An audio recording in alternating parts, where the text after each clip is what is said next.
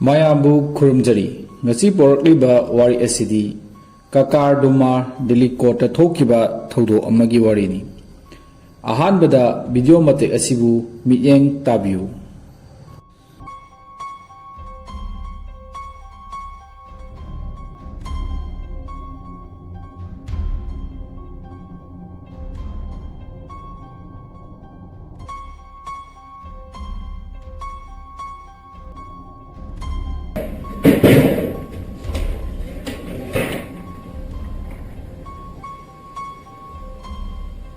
ꯃꯔꯛ ꯊꯠꯅ ꯃꯤꯌꯥꯝꯅ ꯅꯤꯡꯁꯤꯡꯖꯕ ꯑꯃꯅ ꯆꯦꯅꯦꯜ ꯑꯁꯤꯕꯨ ꯅꯨꯡꯉꯥꯏꯕꯤꯕ ꯇꯥꯔꯕꯗꯤ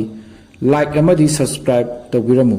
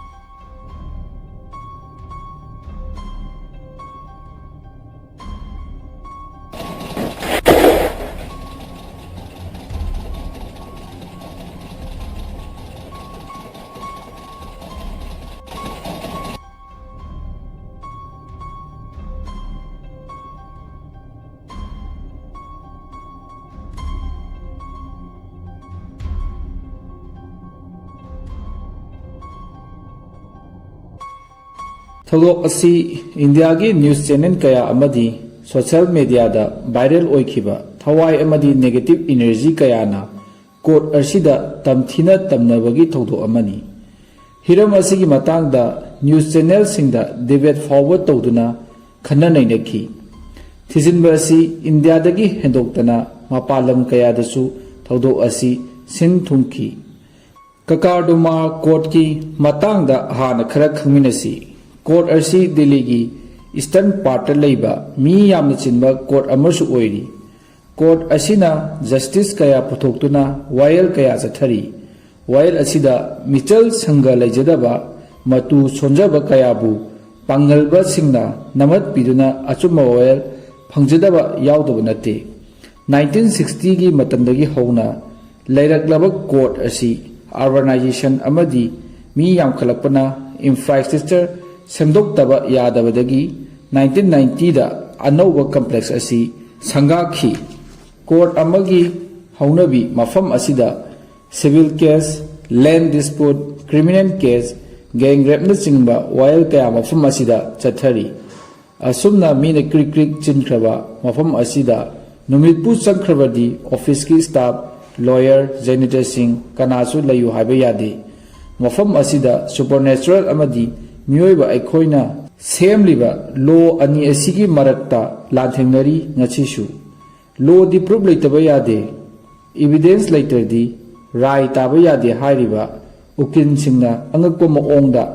ꯃꯐꯝ ꯑꯁꯤꯗ ꯚꯨꯠ ꯊꯣꯛꯏ, ꯎꯕ ꯌꯥꯎꯔꯦ, ꯇꯝꯅꯕꯒꯤ ꯊꯧꯑꯣꯡ ꯀꯌా ꯊꯦꯡꯅꯔꯛꯇꯨꯅ ꯂꯤꯝꯐꯨ ꯂꯤꯝꯐꯨ ꯉꯥꯡꯅꯕ ꯍꯧꯔꯛꯈꯤ꯫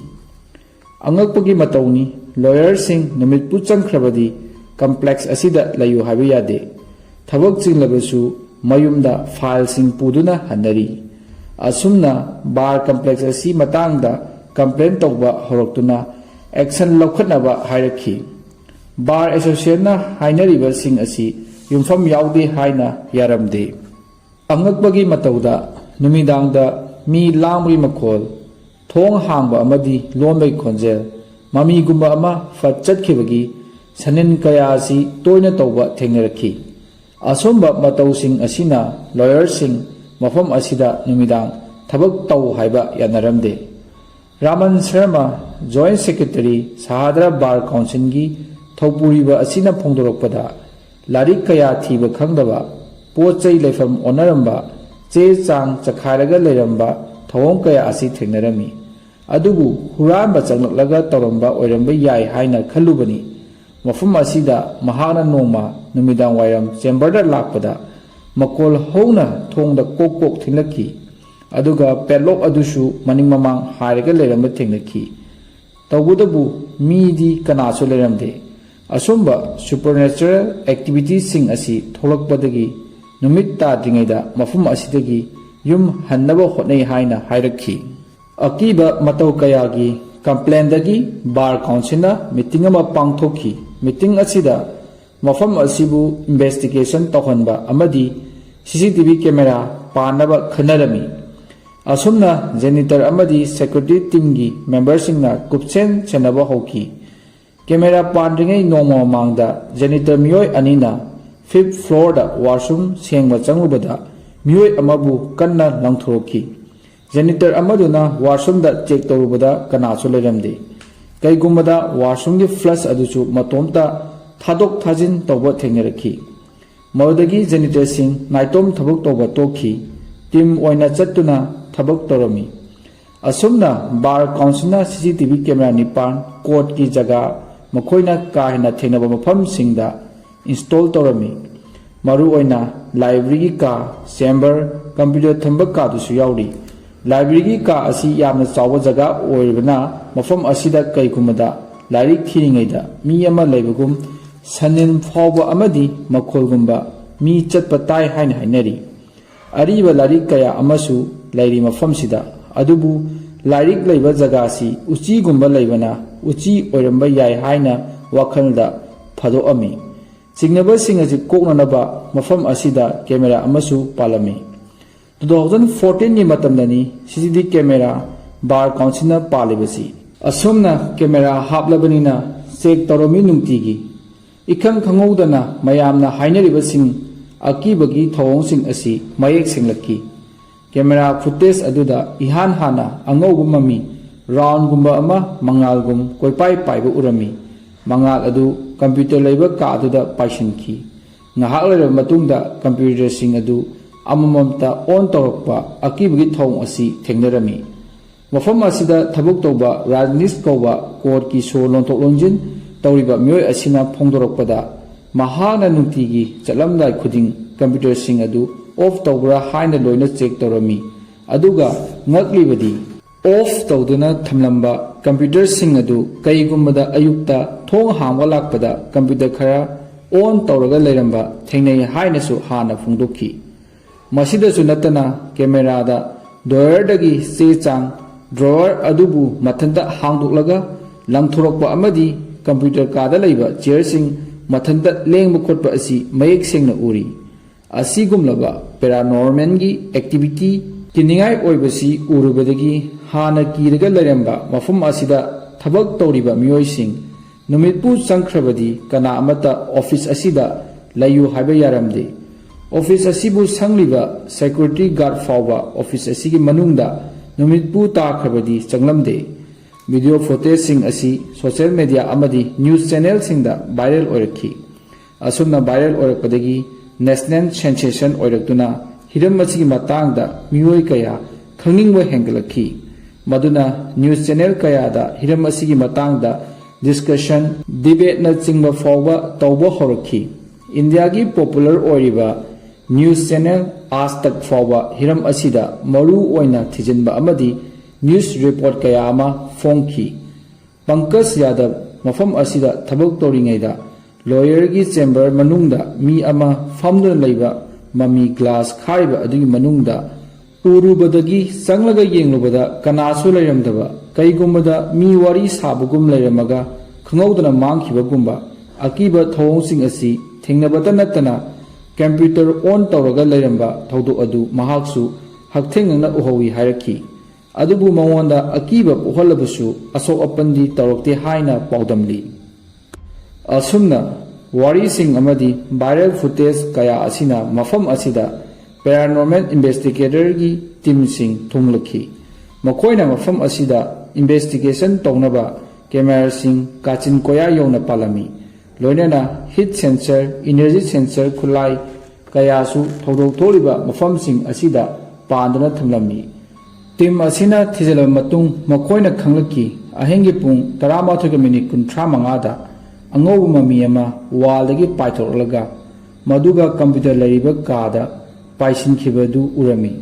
लाइब्रेरी कादा पालिबा कैमरा अदुदा कोंगोलगुंबा बबल मयाम अमा पाइबगी ममीसु उरी मसिगी पाव असि न्यूज सेंसेशन ओइदुना मीडिया की मियोइसिंग कोर्ट असिदा थोमजलखी पैरानॉर्मल इन्वेस्टिगेटर ओइरिबा राजनीश जानसु मफम असिदा एबनॉर्मल ओइबा एक्सपीरियंसिंग थेंगनै हाइना फोंदोरखी मफम असिदा सीनियर लॉयर हानगी फॉर्मर बार काउंसिल की प्रेसिडेंट असिनसु महाकी चेंबरदा अकीबा ममी अमा माना सा थलिङैदा उरुबदगी सा फावा हाइजिनखिबा यावकी हाइनसु फोंलखी कम्प्लेक्स असिगी मनुंगदा करिनो खंगदबा खरा लैरे हाइना प्राइम टाइम न्यूज कयादा पाव असि फोंगदुना मफम असिदा निंगमद्रबा अमदी पेनहौद्रबा थवाई कयाना जस्टिस फंगदबदगी कोर्ट असिगी मनुंगदा तत्तना ओलरे हाइना पाव कया फोंबा होरखी इंडिया की लीडिंग पैरानॉर्मल इन्वेस्टिगेटर द नतना इंडियन पैरानॉर्मल इन्वेस्टिगेशन की फाउंडर्स ओरिबा मयामना सखंगनरबा गौरव तिवारीसु मफम असिदा लाक्तुना थिजिनबा यावरमी महांगना फोंदोकपदा अकीबा हाइबा असिना मरम ओइरगा अखोइना इन्वेस्टिगेशन असि तौरिबनी करिनो खंगदबा अरोटपा अमना किहलिबा असिबु थिदोकपा असिना पैरानॉर्मल इन्वेस्टिगेटर की प्रोफेशन नि असुंबा अकीबा जगह किहन खंगनबा पोहलिबा मफम असिबु अखोइना हेना पामे हाइना फोंदोखी कोर्ट हाउस असिदा स्ट्रेंज ओइबा अकीबा खोंजेल अमदी सनेन कया अमसु ताबा फंखी मासिगी इन्वेस्टिगेशन असिदगी गौरव तिवारीसु मियामना का हाइना सखंगनबा मियोय अमा ओइरखी पृथ्वी की मफम खुदिंगदा न्यूज की जर्नलिस्ट सिंगनसु मफम असिदा अहिंगी मतमदा लैलिङैदा वाशरूम चटपदा वाशरूम मनुंगदा मी लेबा मानबा मखोंदी तारमगा मीदि लेरमदबा अकीबा कया असि थेंगनै हाइना क्लेम तौरखी दीप्ति महाजन पैरानॉर्मल एक्सपर्ट असिना फोंदोखिबदा मसिना अहाम नते अखोइना उरिबसी अदुबु मफम असिदा उरिबसी अंगको मखल अमनी हाना थेंगनखिबसिंग असिदगी मसिना हेली हाइना फोंदोखी आज तक न्यूज की जर्नलिस्ट ओरिबा दीपक दालमियासु मफम असिदा अहिंग तरुक लैदुना न्यूज आर्टिकल अमदी अचुम्बा मपाव अमा पुथोकनबा हाइदुना थिजिनबा लाखी माना फोंदोकपदा अहा बुट हाइबसी थाजदे अदुबु मफम असिदा चलुरबा कांतदा बुट हाइबा नेगेटिव एनर्जी असी आई इसामक्तसु तु सुंखिबा थौदो कया अमा मफम असिदा थेंगनरुबना हौजिक्ति सुपरनेचुरल ओइबा पोषक अमदी लೈ हाइबसी अहा थाजै हाइना फोंदोखी हिरम असिगी मतंगदा इंडिया की न्यूज चैनल दा नतना मपालम की न्यूज चैनल फावा वाफम फोंदोकबा हौरखी थौदो असि लॉयर सिंगना लरिबा डी ब्लॉक की ऑफिस असिदा का हाइना थोगली मखोइनासु हाना फोंदोखिबदा मखोइना थमलंबा फाइल मिसिंग ओइबा कैगुमदा चे चांग चखारगा लेरंबा थेंगनै मखोइना खलुबना मफम असिदा यामना लुबा केस कया अमा थेंगनै मदुगा रोबरी गुम्बा चंगलक अंबजाला हाइना सिग्नदुना लेरंबनी मफम असिदा अरुबा केस की फाइल कया सु लैरी प्रॉपर्टी मुन्नबा सिविल क्राइम कया की रिपोर्ट अमदी एविडेंस रिकॉर्ड लेबना मी चंगलक्तुना तौबा मानखी हाइना फोंदोकली अदुबु फुस्टेज सिंग असि उरुबदगी अकीबगी मसकनी अखोइना मफम असिदा थबक तौरिबसी पुंग 5 बु तारबदी कना अमता मफम असिदा लैनदे युम हन्नबा सेम सने हाइना फोंदोरखी मांगदा मफम असिदा सीसीटीवी कैमरा हापतिङै थबक तौबा लॉयर अमना महा मसामक्सु लाई फतबा तमनरिबा असि थेंगनखी महागना नोमा वाशरूम दा टॉयलेट तौरिङै टॉयलेट की फ्लश थादो थाजिन तौबा थेंगनखी अदुबु मीदि लेरमखिदे लोइना मागी चेंबर दा लेरिङैदसु थोंग दा कोकोक थिलमलगा थोंग अदु हांगुदा ममीमा चटखिबा उइ हाइनासु फोंदोकलमी तंदा चानबा हाइगद्रा लाई फतबा ओकनरुबा अदुनरा हाइगद्रा नुपा असि मागी फैमिली गा उत्तराखंड दा कोइबा चपदा 2013 की उत्तराखंड की फ्लड असिदा सिखिरमी अतै लॉयर सिंगनसु मागी चेंबर असिदा तमनै हाइना फोंदोरखी मागी थवाई लाक्लिबा जातला हाइना फोंदोकपसु यावरी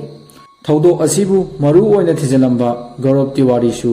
July 7, 2016ꯗ ꯃꯁꯥꯒꯤ ꯃꯌꯨꯝꯗ ꯁꯤꯈꯤ꯫ ꯊꯧꯗꯣꯛ ꯑꯁꯤꯒꯤ ꯁꯣꯂꯨꯁꯟ ꯄꯨꯊꯣꯛꯑꯝꯗꯅ ꯂꯣꯏꯅꯅ ꯃꯐꯝ ꯑꯁꯤꯗ ꯏꯂꯦꯛꯇ꯭ꯔꯤꯁꯤꯌꯥꯟ ꯑꯃ ꯑꯣꯏꯕ ꯅꯨꯄꯥ ꯑꯃꯁꯨ ꯏꯂꯦꯛꯇ꯭ꯔꯤꯛ ꯀꯨꯠ ꯃꯩꯅ ꯆꯤꯡꯗꯨꯅ ꯑꯀꯤꯕ ꯃꯇꯧꯗ ꯁꯤꯈꯤꯔꯝꯃꯤ꯫ ꯂꯦꯇꯦꯁ ꯑꯣꯏꯅ 2017ꯗ ꯂꯥꯁ ꯏꯟꯁꯤꯗꯦꯟ ꯑꯣꯏꯅ CCTV ꯀꯦꯃꯦꯔꯥꯗ ꯀꯔꯤꯅꯣ ꯈꯪꯗꯕ ꯄꯣꯠꯁꯛ ꯑꯃ ꯑꯍꯤꯡꯗ ꯀꯣꯄꯥꯏ ꯄꯥꯏꯕ ꯎꯏ ꯍꯥꯏꯅ ꯔꯤꯄꯣꯔꯠ ꯑꯃ ꯇꯧꯔꯛꯈꯤ꯫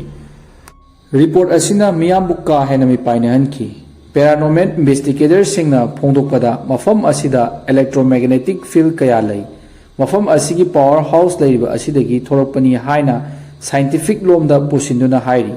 ꯑꯗꯨꯕꯨ ꯃꯈꯣꯏꯁꯨ ꯀꯔꯤꯅꯣ ꯈꯪꯗꯕ ꯁꯨꯄꯔꯅꯦꯆꯔꯦꯜ ꯑꯣꯏꯕ ꯄꯣꯠꯁꯛ ꯑꯃꯗꯤ ꯂꯩ ꯍꯥꯏꯕꯁꯤ ꯊꯥꯖꯔꯤ ꯃꯐꯝ ꯑꯁꯤꯗ꯫ ꯍꯧꯖꯤꯛꯁꯨ ꯀꯀꯥꯗꯨꯃꯥꯔ ꯗꯤꯜꯂꯤꯒꯤ ꯀꯣꯔꯠ ꯑꯁꯤ ꯑꯀꯤꯕ ꯊꯧꯑꯣꯡꯁꯤꯡ ꯑꯁꯤꯅ ꯃꯔꯝ ꯑꯣꯏꯔꯒ ꯅꯨꯃꯤꯗꯥꯡꯒꯤ ꯃꯇꯝꯗ ꯊꯕꯛ ꯇꯧꯕ ꯀꯤꯅꯔꯤ꯫